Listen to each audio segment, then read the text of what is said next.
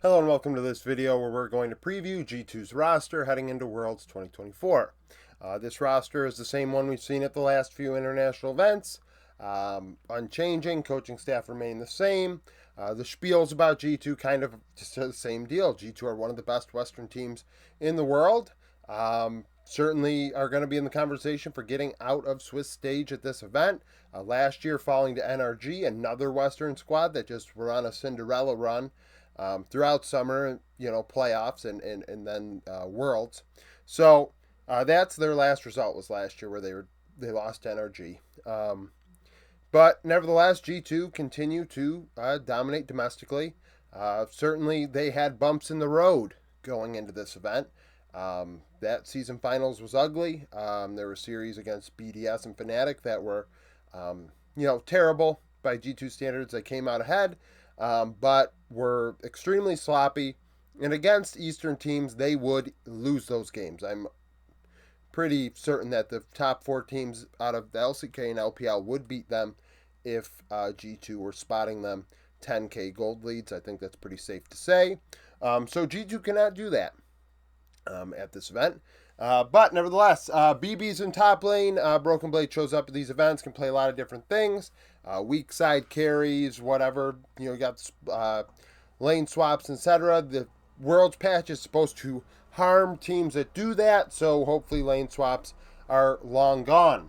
2 KDA, 7.9 CS per minute, 54.4 KP in LEC season finals. There are some interesting aspects to this season final stat line, though. So 1.26 damage divided by golds, which is return on investment, but 18.7% of the team's damage and 20.2% of the gold. We have top laners with lower damage share. I think Wiser in the case of in the case of Pain Gaming had like a 16%. No, actually it was Sniper yesterday. 100 Thieves. Sniper had a very low damage share.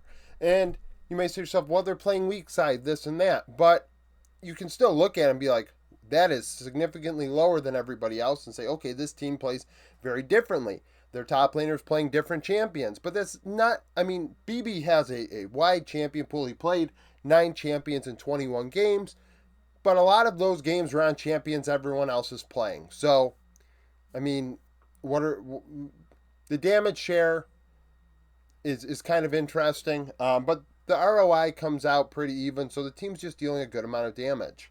2.22 vision score divided by wards placed gets me that vision efficiency stat that I came up with this past summer. Understandably so that there are champions that are going to boost vision score. Certainly, Ashe is a great example of that, of course. But it's a good metric to look at who is actually efficiently placing wards and getting vision with those wards. A lot of players waste wards, they waste gold, or they don't place many wards at all, and then get ganked and say, where's my jungler? When really, it's because they didn't place a ward. Down 210 gold, 6 CS, 115 XP. He's got a, lane swap, etc., whatever. This can't happen internationally, so if he goes behind internationally, they're going to struggle. They're going to have problems. 6 solo kills, 9 champions playing 21 games. 34 and 37 over his career internationally. He's not. I was about to say something that would have been inaccurate. So 34 and 37, 2.2 KDA, 55 KP, 7.5 CS per minute. So does not farm very heavy internationally. He is a weak side player, low resource when it gets to the big events. 1.24 damage divided by gold. Worlds 2020 and 2022 out in group stage, and last year out in Swiss stage. Yike in the jungle. 3.2 KDA, 6.8 CS per minute, 72.6 KP, plays carry-oriented champions heavily. And I'm waiting for the Bel'Veth at this Worlds, which is an easy loss prediction. In my opinion, I absolutely, every time, and they always pull it out. They always pull out the Bel'Veth, and it's like, they're probably going to lose this game. I can't stand, for some reason, Bel'Veth is just, to me, one of the most bait picks internationally. And for some reason, these guys like to let Yike play it, and it's just like, what the fuck are we doing here? Let's take that out of the equation. I don't care how comfortable you are on it. I don't care how your win rate looks on it domestically. This does not work internationally. Let's just not do it. But 1.48 damage divided by gold and a 21% damage share, which is something to think about because that's a pretty high share relative to other teams at this event. You know, there are only a couple teams where the jungler actually is dealing more damage than the top laner.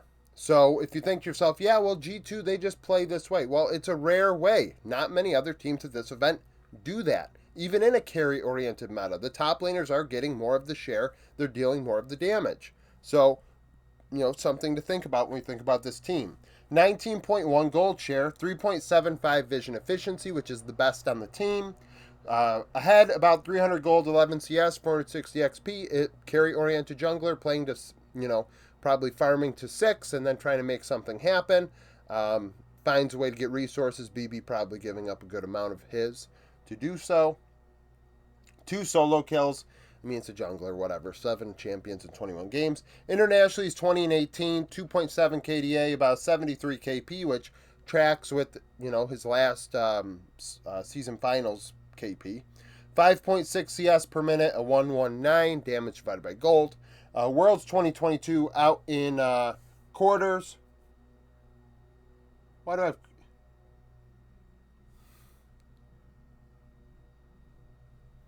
Just pretend I didn't... Let's just pretend that's not on the board. In 2023, out in Swiss stage. Caps, mid lane. Caps, best Western player of all time. You know, we had a debate on the Discord. Somebody got a little upset that I didn't consider him top 3 mid laners of all time outright. Definitely top 5. You know, but he is the X factor. If he's playing well, this team certainly can get into quarters. If he's not playing well, this team's out in Swiss stage. Everything runs through caps. So 2.7 KDA, 9.8 CS per minute, 61.9 KP. Very low kill participation. So this team, not really using caps all that much in fighting, right? It's more so the bot side getting into skirmishes with Yike. A lot of teams at this event have mid laners with 70% KP. This is a difference. Another difference with G2, that they're fighting separately, not around the mid laner quite as much. 1.52 damage divided by gold, which leads the team, is actually pretty low ROI, you know, for a team leading player. 27.4% of the team's damage, which leads the team, and 23.9% of the gold. So he's getting the most resources, barely, and dealing the most damage. So that's a thing. Most mid laners at this event, I mean, there are quite a few that are up around the high 20s, and some leading their teams. I think Humanoid leads Fnatic, and Dasher leads SoftBank Hawks Gaming, is 2 examples.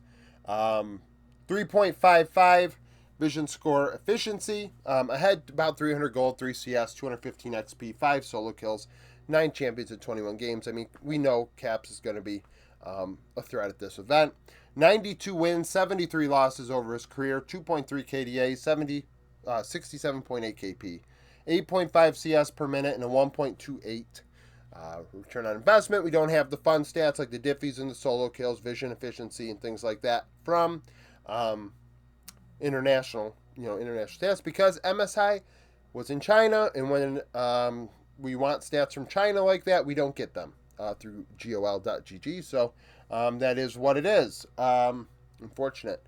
Maybe if the LPL and Tencent let us actually have stats, it would be we'd be in a better situation. But apparently those are harder to get. I couldn't fathom why. So Worlds 2018 and 2019 runner-up, 2020 semifinals, 2017 quarters, 2022 group stage, and 2023. I just realized something. 2023 Swiss stage. Yike did not play in Worlds 2022. I don't know what the fuck I'm talking about. He's only played in 2023 Worlds. I must have been looking at MSI or something. That's why I was like, what the hell is this doing here? Hansama in bot lane. If this team is going to make a change, which I think if for some reason this team does not get out in quarters, or even, get to quarters, but if they go against like a I don't know. I mean, if Team Liquid got to quarters, congratulations. If they, for some reason, were to lose to TL or something, or whomever, Hans is probably the one that would go, in my opinion. Seeing, a lot of people clamor for Karzi or Kalist. I'm more of an Exekit guy, but that is what it is. So Hans, a 4 KDA, 9.6 CS per minute, a 70.6 KP, 1.47 damage divided by gold, second in team damage share, 26%. I mean, there are some teams with, like I said, high 20s in both, and this team's a little different. The damage share is spread a little more because G2 have players that can do multiple things. Yike is playing heavy carries, but he could facilitate. At this point in his career, he's kind of developed that to be part of his game. Top lane, of course, BB could play Jace one game and then go play Ornn the next game, and he could be just as valuable on both champions. So this team is different. 23.7 gold share, 3.43 vision efficiency. We're going to add Hansama Mikyx's stats together in terms of diffies. So we'll do that in a moment. 3 solo kills, it's an 80 carry. 7 champions playing 21 games. Internationally, he's 30 and 34. 2.7 KDA is 66.2 KP. 9.3 CS per minute and 1.28 return on investment, which matches Caps. Worlds 2017 out in quarters, 20 and 21 out in groups, and 2023 out in Swiss stage. Mikyx, best Western support. Very talented player, gets a lot done, and is the one that makes things go for this team in terms of making plays. Caps is their best player, but Mickey's the one making plays. So 1.6 KDA, I mean, he's a support, he's going in and he's dying. 75 KP. 3 out of every 4 kills for G2, Mikyx is involved in. He's the leader in that category. 0.69 return on investment. I mean, damage divided by gold for a support. You're going to say, what the hell does that matter? There are supports at this event that are close to a pound for pound damage for gold in terms of, actually dealing damage. So they're more aggressive and things of that nature. So if you're not used to watching other regions play, just keep in mind that what you're used to seeing in the LEC is probably not going to be what you see internationally, because there are players that are going to try and pop you in the mouth and make things happen in the 2v2. 1.86 vision efficiency. So when we combine the 15-minute diffies here, they're good numbers domestically. They're ahead about 700 gold for CS, but 700 gold is something to note. That's a big difference. That's a component to an item. And maybe internationally, it just takes those little gaps to win a lane and then go snowball it from there. XP, they're about 350 ahead. He played 7 champions in 21 games. 51 and 43 internationally. 1.4 KDA, 65 KP. Historically, internationally, Mickey's not as involved as he's been at season finals. I mean, 65% is very low. Under 2 out of every 3 kills. I mean, that's very low, actually. Worlds 2019 runner-up, 2020 semifinals, 2016 and 2023 out in groups and Swiss stage. Dylan Falco is the head coach. He's 62 and 53 over his career. Something to think about with him. And then Romain as well. Go Green Wall. Romain, former GM for Optic. Optic is my allegiance as far as teams are concerned. Been an Optic fan for a decade now, but probably 15 years easily, pretty much at this point. So Romain, Greenwall, respect him there. And the whole thing about they're posting scrims and you don't win championships in scrims or whatever. I think there's a lot of interesting points to consider when they post, their scrim results. And not necessarily the result of itself, but who they are scrimming against.